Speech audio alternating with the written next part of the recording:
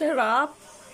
Hello guys! Ngayong araw nga pala ay nangungulit ang aking mga Junakis na gawan ko daw sila ng merienda. Pero ang totoo niyan, gusto lang talaga nilang ma-experience gamitin yung isa sa mga sponsor sa akin na cookie cutter. Pero syempre naisip ko, paano nga naman kami makakagawa ng cookies kung wala naman kaming oven? Kaya eto nga at naglaga na ako ng 2 patatas para ma-smash na. Etong merienda na naisip ko ay swak na swak talaga sa mga bata, ay kahit talaga sa mga matatanda, pwedeng-pwede ito. Nilagyan ko nga lang pala yan ng 1/2 cup of cornstarch at nilagyan ko rin ng 1/4 grated cheese at asin. At pagkatapos mailagay ng mga ingredients ay gawin naman natin yung kneading. I-knead nyo siya gamit ang inyong palad tulad nito. Ayan, diin-diinan nyo lang siya hanggang sa ito ay mabuo na parang ganito. At pagkatapos namang maging ganyan, saka naman natin siya ilalagay dito sa loob ng ating ziplock. At pagkatapos naman ilagay dyan, syempre ipa-flattened naman natin siya. Pero dahil wala akong rolling pin,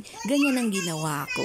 Baso lang, pwede nang i-roll-roll yan. Pantayin lang natin yung dough hanggang sa ito ay maging manipis at kumalat ng buo dito sa ating ziplock na parang ganito. At 30 minutes natin siyang ibababad sa ref. Tapos pagkatapos no, ilabas natin yung dough tapos saka naman natin gugupitin yung 2 gilid ng ziplock. Ayan, ganyan lang guys kasi sisimulan na natin siyang i-shape or i-cut ng ating shaper. Ito nga pala ang gagamitin natin na cookie cutter. Pero dahil wala nga tayong oven, potato na lang ang ginamit natin. Ayan, dito sa gilid.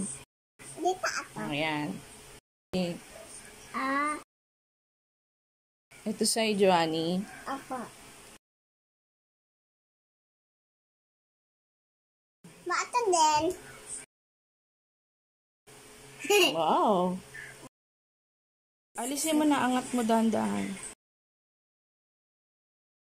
Ay, hindi natanggal. At sinimulan na nga natin siyang iprito sa mahinang apoy. Ayan guys, lagay nyo lang siya habang mainit ang ating kawali. Pero mahina lang ang apoy. Ilan lang ang nagawa namin sa aming mga shape. Pero okay lang yan dahil diniskartehan ko na yung mga tira-tirang gilid ng aming niluto na merong mga shape. Sarap? Sarap? Shout out nga pala kay Jen's Kusina. Maraming salamat po sa inyong panonood at sa walang sawang suporta. Follow for more!